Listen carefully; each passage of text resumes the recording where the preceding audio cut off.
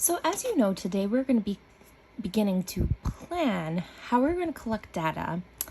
And we're going to use this data to create our own graph starting next week. So today we're just beginning the planning process for collecting our data. We're not actually going to collect our data in today's lesson. All you really have to do is complete this planning sheet to decide who we're going to ask our survey question, what the question is, how we're going to ask them. So this is really going to set us up for Thursday's lesson where we're going to go out and collect our data. You're also going to have the opportunity to finish collecting your data on Friday because we don't have another lesson on Friday, which is exciting to give you extra time to collect all your data. So this sheet is called My Plan for Collecting Data. And you're going to answer these questions to help you plan for collecting your data. You'll be collecting your data this Thursday, as I just said. So what I want you to think while you're planning, what are you interested in learning more about that can be answered with a survey? So you want this question to be really interesting to you because you want to have fun surveying people or kind of asking the survey question to people and deciding what their answer is, figuring out what their answer is.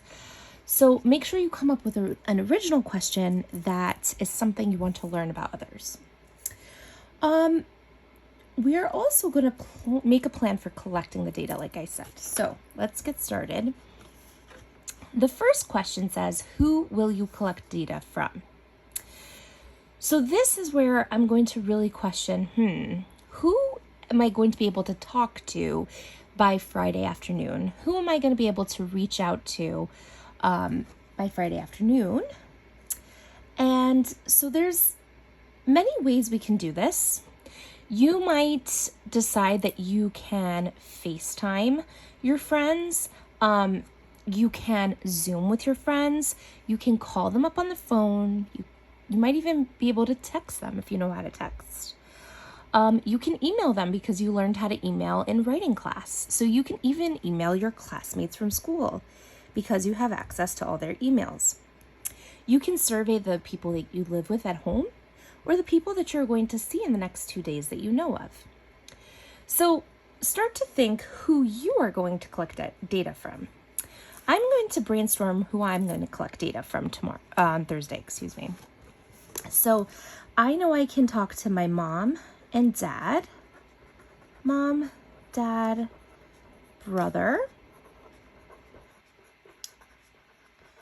my husband, because I live with all these people. Well, I don't live with all of them actually, but I speak to my mom, dad, and brother every day, and I live with my husband. So let's see. I'll also be able to text all of my cousins around the world. I have a lot of them. So, and I'll see who will get back to me in that time frame. I actually use Messenger for that. Let's see. So cousins, and they are in Malta. I will message my cousins in England. And I'll even message my cousins in Australia. I also have some cousins in New York. So I will text all of my cousins. All right. Let's see. I'm also going to collect data from my friends. And I can do this by text. I can do this by FaceTime because I often FaceTime my friends. I can even include other teachers because I can email them. Other teachers at Gugs.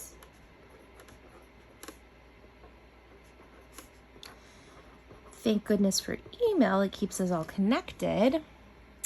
I can email Miss Colgan to ask her my survey question because I have her email. So I'm literally just jotting notes so that I really know who I'm going to be asking my survey question when it comes to Thursday and I'm actually collecting data. So I still have many other people that I can add to this list. For example, my sister-in-law in Morocco, I can send her a message on WhatsApp. And my brothers-in-law, I have lots of them.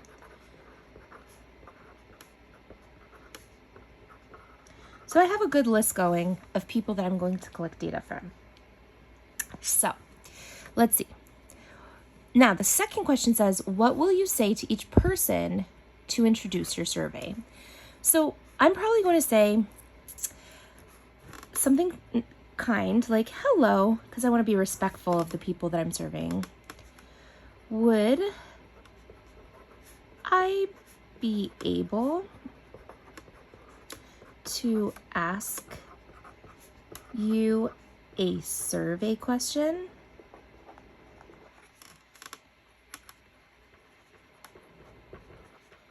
For my math project?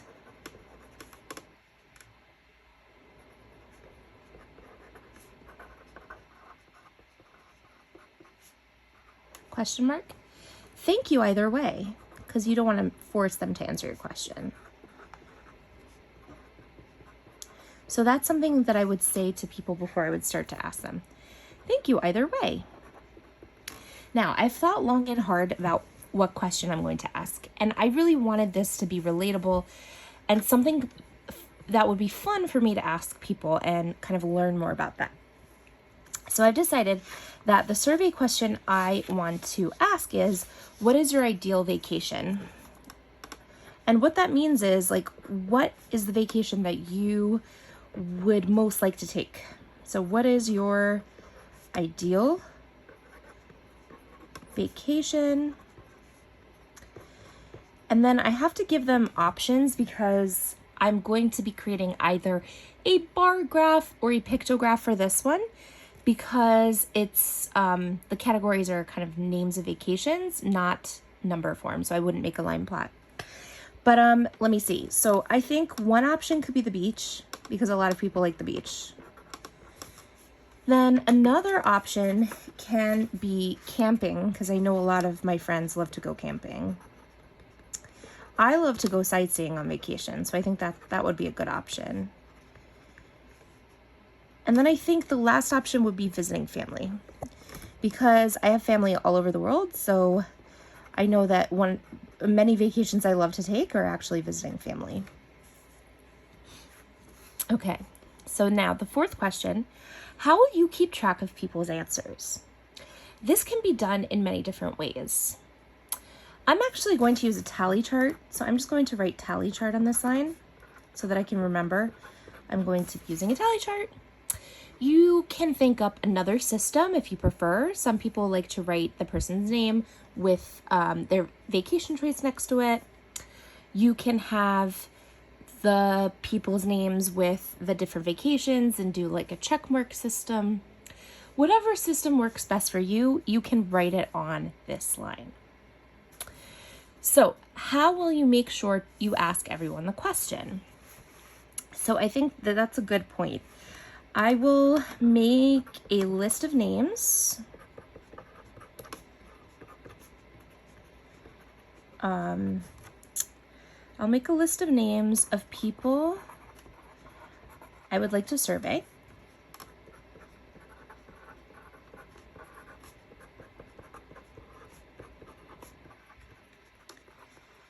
And cross off their name as I ask them the question.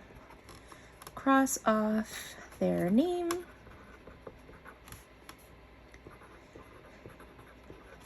As I ask them the question. So I think I have a good plan here. I decided who I'm going to collect data from. As you can see, I didn't write in full sentences. I kind of just wrote a list of different people, and sometimes I would put in parentheses how I would be reaching out to them. What will you say to each person to introduce their survey? This is the sentence I would kind of start off with. So, hello, would I be able to ask you a survey question for my math project? Thank you either way. What question will you ask? So what is your ideal vacation? And I put my categories underneath just so that I remember what choices they will have, because I also have to give them those choices since I'm making a graph. They can't just come up with random vacation names because then I can't graph it. So beach, camping, sightseeing, visiting family are their choices. How will you keep track of people's answers? I wrote tally chart. This is flexible. If you enjoy using a tally chart, that's great. If you have another system for collecting your data, that is totally fine too, as long as it makes sense to you and you can show that to us. And how will you make sure you ask everyone the question? So what you're going to do in order to do that is you are going to make a list of names of people that you would like to survey and cross off their name as I ask them the question. So that's my choice of how I'm going to keep track of asking people.